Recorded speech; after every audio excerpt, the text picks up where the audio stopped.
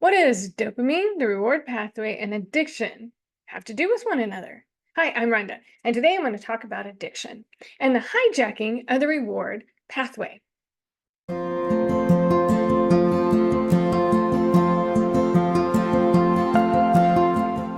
Okay, we've heard a lot about dopamine lately, and it is often kind of promoted as the feel good chemical. Oh, it feels good, but it's not about making us happy. It's not the happy chemical or anything along those lines. What it is it's part of the reward pathway in the brain that was designed in order to help the human survive. So to understand this, we're going to get in a time machine and go back in time, back to the caveman days, and meet Caveman Bob. Now, Caveman Bob is going about his caveman life, living with his caveman group, and he realized something. He's suddenly hungry. Now he's hungry Bob. Now, this isn't the first time that Bob's been hungry. So this he knows what to do because in the reward pathway, learning is part of it. So he's going along, just minding his own business when he experiences the pain of hunger and then learning, oh, when we're hungry, we do, go get food. So then he goes, gets food, prepares the food, and then eats the food. And now that he's eaten the food and done something to secure his survival, boom, dopamine. Now, some of the activities that our ancestors would have gotten this dopamine burst from would be seeking food, shelter, finding a mate, child rearing, successfully managing social encounters, and securing status. Now, when Caveman Bob did get the dopamine dose, he was a happy caveman. Now, the problem is our brain really likes stasis, things to be the same. So think of it as like scales. And on one side of the scale is pleasure, and on the other side of the scale is pain. And if you notice, when it's balanced, it's in balance. Now, back to Bob. Now, he's experienced some pain from hunger. So now he has a little pain on the pain side of the scale. When he sought food and then consumed the food, it led to release of dopamine. Pleasure. And over time, it kind of goes back and forth.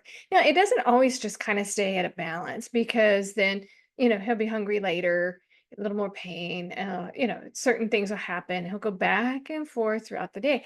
And we end up with a nice little cycle over time. And we prefer to see this kind of little up and down, and that's a nice, as far as the brain's concerned, nice and balanced. We can start with pain and then pleasure, pleasure, the pain. But you notice over time, in this graph, we'll have a very slight up and down. Now, we get back in our time machine and we come to the modern world. We're basically the same as Caveman Bob, but our world certainly is not the same. We have stimuli everywhere. And unlike Bob, we don't have to devote so much energy to survival. It's not as important now. So we don't have to worry about, saber-tooth tigers, where's the next meal, a lot of that. Now, we'll still have the same dopamine doses when we have good sex or good food or, things like that, normal little activities. And so we can do this normal routine of a little bit of pain, pleasure, etc. The modern world, though, is awash in stimuli. Oh my goodness, we've got TV, music, videos, games, gosh, computers in a palm of our hand. We have stimuli everywhere. Let's meet Felicia. Felicia was a client of mine who came in after a divorce, and she found that she was having, as she said, she was depressed. Now, when she got divorced, she and her husband split custody 50-50. So 1 week with dad, 1 week with mom of their young son. Now, during the weeks when she didn't have her son, she found herself kind of bored and kind of purposeless. So she thought, what to do? So she found that she would, surf like TikToks and other social media. She just found social media, so she would just keep going. Well, it's novel, new, and interesting, and so very stimulating. So it was a dopamine, and then you keep going, more dopamine, more dopamine, more dopamine, more dopamine. And so you end up, when we think about this scale, as one side of the scale being heavy on the pleasure side. So much so that not just feel good, we feel really good, maybe like intoxicated good. We really feel that goodness. Okay. Now, remember back to Kidman Bob. The learning took place when he felt pain. He did something that brought pleasure. Then learning, what was that? Oh, go do that thing again. So same thing here. Okay, she was down because her son wasn't with her. She was bored. So then, whoa, yes, social media, woohoo! And the brain remembers. Okay, let's go back to social media. That's how we feel good.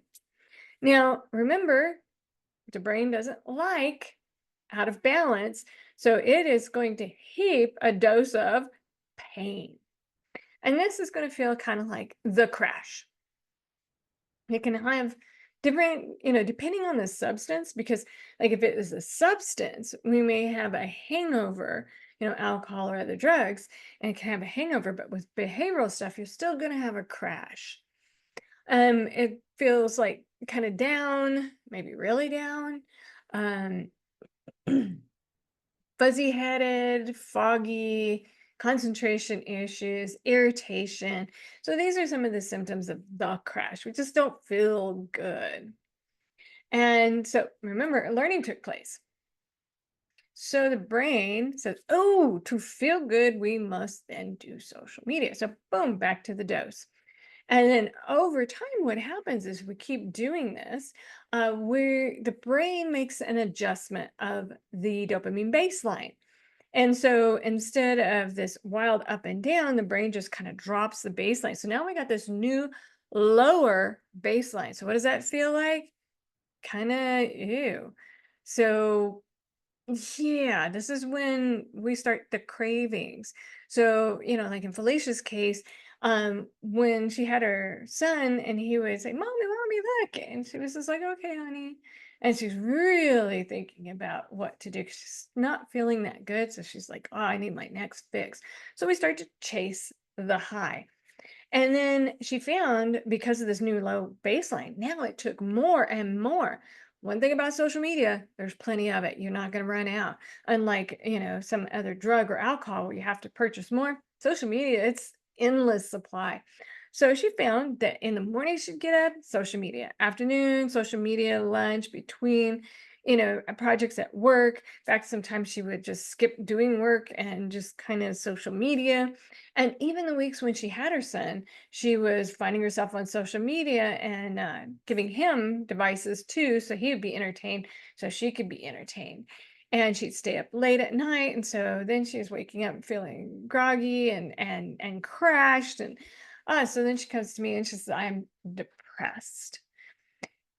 Okay, is it depression or is this a dopamine hijack? So now Felicia finds herself depressed, finding that the things that used to work, like constant social media, isn't quite meeting the mark. And she says things like, everyday activities no longer interest me. I feel guilty as a mom because I'm not into him. I'd rather, look at some TikTok video than spend time with my son and just feel yucky. Okay, this is a thoroughly hijacked reward pathway that leads to addiction. So what to do about addiction? So stay tuned. And if you like this video, please subscribe. That would help me out quite a bit. Thank you.